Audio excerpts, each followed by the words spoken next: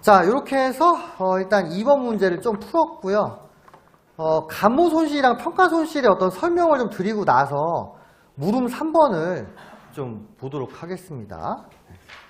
참고로 저희 책 보면은 감모랑 평가 손실 이론이 나와는 있는데 일단 한번 제가 말씀드리는 부분을 한번 일단 들어두세요. 들어두고 나서 문제를 한번 보고 이론을 좀 역으로 보시면 좀 도움이 될 거예요.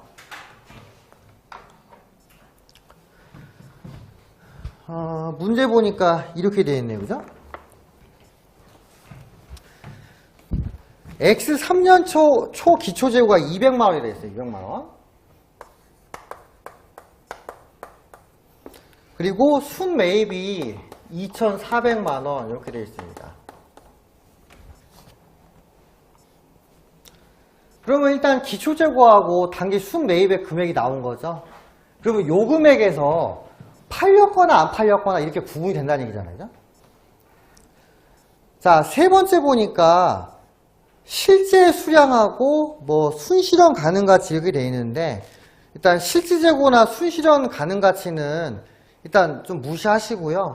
그냥 단순하게 한번 접근해 볼게요. 자, 만약에 아무런 어떤 특이점이 없다면은 기말재고는 그냥 이렇게 계산될 거예요. 자, 장부상 재고하고요. 원래 취득원가 이렇게 계산이 될 겁니다. 그죠? 그 물음 3에 3번 보시면은 이렇게 원래 수량, 취득원가 이렇게 나와 있을 거예요. 그러면은 기말재고가 일단 100만 원이다 이런 얘기죠. 그죠? 그러면 매출원가는 얼마가 되는 게 적절할까요? 일단 이게 정해졌으니까. 자, 2,600에서 100만 원을 빼면은 매출원가가 일단 2,500만 원이 나오겠죠? 자, 이렇게 되는 것이고. 그리고 요 금액에서 뭐 없어지거나 가치가 떨어지거나 이런 거를 좀 고려를 해보겠다 이런 얘기잖아요. 자, 그러면은 요 1000 곱하기 1000 요거를 한번 분석을 해봅니다. 자, 세 가지로 분석을 하는데 자, 먼저 감모 손실. 감모 손실이라는 건 뭐다? 없어진 거예요. 없어진 거. 분명히 장부에는 100개라고 써 있었는데 막상 창고에 갔더니 10개가 없어요. 그럼 그 10개에 대해서 뭔가 처리가 된다는 거죠. 자, 자료 보시면은 실질 재고가 900개라고 되어 있거든요. 그럼 몇 개가 부족한 거예요? 100개죠, 100개. 그래서 100개가 모자르고, 자, 요거에 대한 취득 원가는 1000이니까, 그러면은 감모 손실 얼마예요? 100 곱하기 1000 해가지고 10만이죠. 그죠? 아, 제가 일부러 900개를 앞에 썼어요. 네. 그러니까 마이너스로 딱 표시되면은, 아, 손해구나. 이렇게 좀 감을 잡을 수 있어서, 저 같은 경우는 일부러 이렇게 씁니다. 네. 자, 그 다음에 평가 손실인데요. 자, 100개 없어졌죠? 그럼 남아있는 게 900개거든요? 자, 900개에 대해서 분석을 해봤더니 이렇게 된 거예요. 자, 얘 취득가가 1000원인데 이걸 팔면은 800원밖에 못 받습니다. 그러니까 원가만도 그러니까 원가보다 판매가가 더 낫다는 얘기죠. 그죠? 예. 그 분석해봤더니, 아, 이거 1000원 주고 샀는데, 이거 팔면 한 800원밖에 못 받을 것 같은데, 어떡하지? 약간 이런 식의 고민이 나오는 거예요.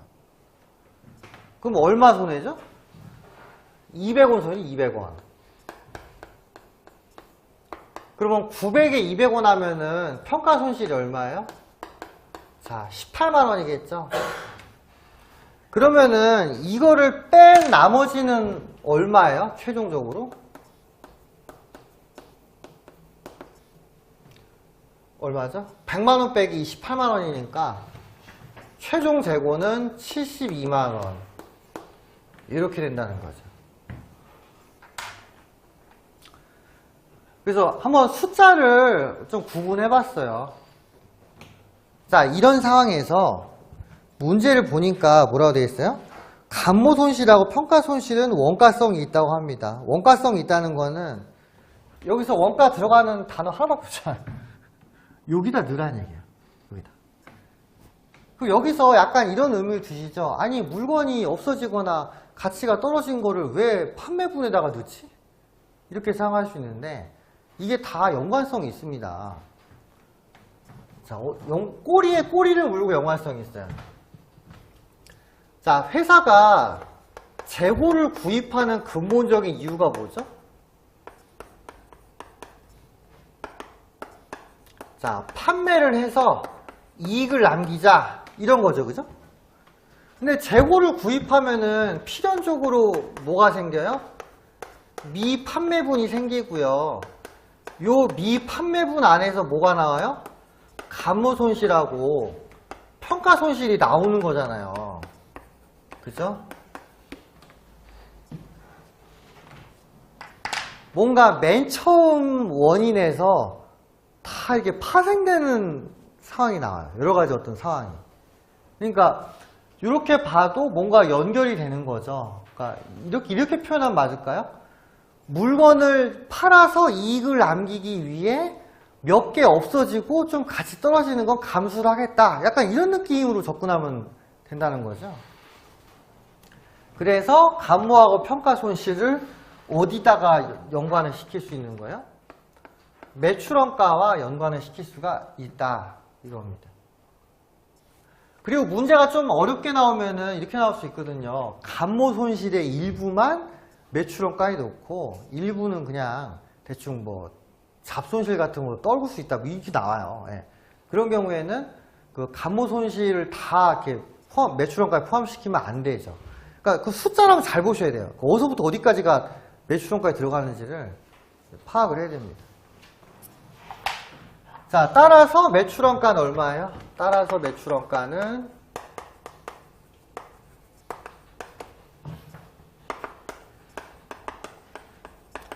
자, 2,500 더하기 10 더하기 18이니까 28만 원이죠.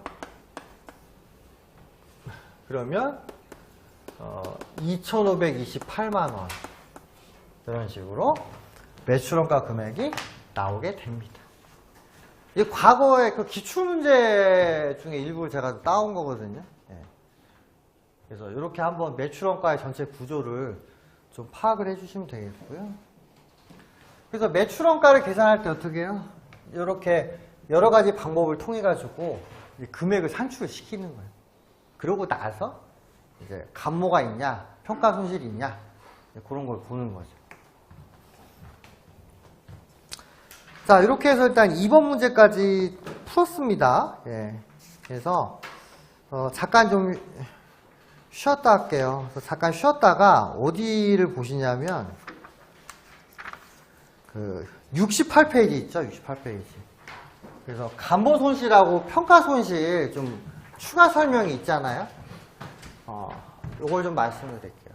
지금 저는 문제를 풀면서 그냥 약간 상식적인 선에서 이야기 드렸는데 그래도 관련 이론을 좀 보시는 게 중요하고요.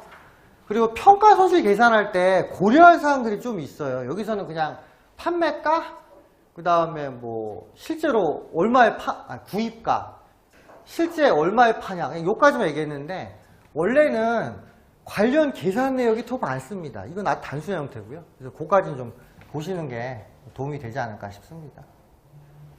예, 그럼 잠깐 쉬었다가 요쪽 내용 좀 설명드리고 일단 오늘 수업은 마무리하면 될 것 같아요. 예, 잠깐 쉬겠습니다.